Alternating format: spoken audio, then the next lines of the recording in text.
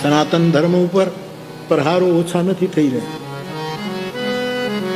આપણા અવતારો ઉપર, આપણા દેવતાઓ દેવી માતાઓ ઉપર, આપણા સાધુ સંતો ઉપર, આપણા ગ્રંથો ઉપર ખૂબ જ આક્રમણ થઈ રહ્યું છે અને ગણતરીપૂર્વકનું થઈ રહ્યું છે. એવા સમયે હું જેનો સાક્ષી રહ્યો છું, સાધુ ચરિત સંત શિરોમણી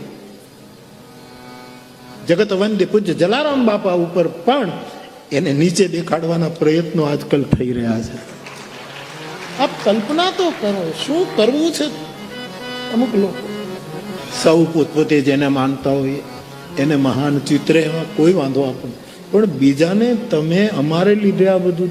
હવે જે અન્ન ક્ષેત્રનો હું સાક્ષી છું, 205-7 વર્ષ જે અન્ન ક્ષેત્રને સદાવ્રત સદનું વ્રત લીધું હોય એને સદાવ્રતનો ખ્યાલ આવશે. જેને સદનું વ્રત ધારણ કર્યું છે.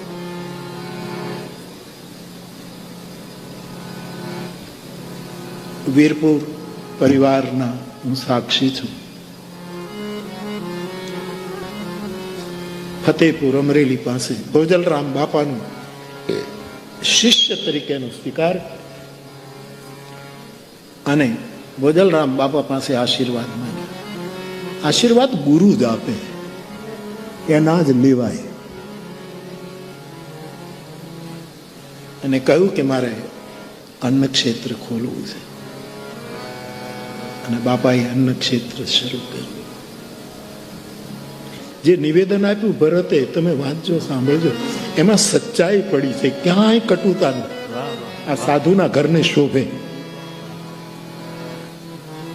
ભાઈ આ વાતમાં અમે સહેમત નથી, બસ સત્ય આ છે. અને આવી મનગઢંત વાત કે જે કંઈ કોઈએ પુસ્તકમાં લખી હોય કે કોઈએ કંઈક કર્યું હોય કે કોઈ મંદિરમાં આવું, સત્યને મૂળમાં રાખીને બધું થયું જોઈએ સાહેબ. આવો સનાતન ધર્મ. બધા ધર્મોની આપણે આદર કરીએ, એને સન્માન આપીએ, પરંતુ આપણું મૂળ ખોવાઈ ન જાય એનું ધ્યાન રાખે. સંત શિરોમણી જલારામ બાપા અને વીરબાઈ માને મારા પ્રણામ, એના રોટલાને મારા પ્રણામ.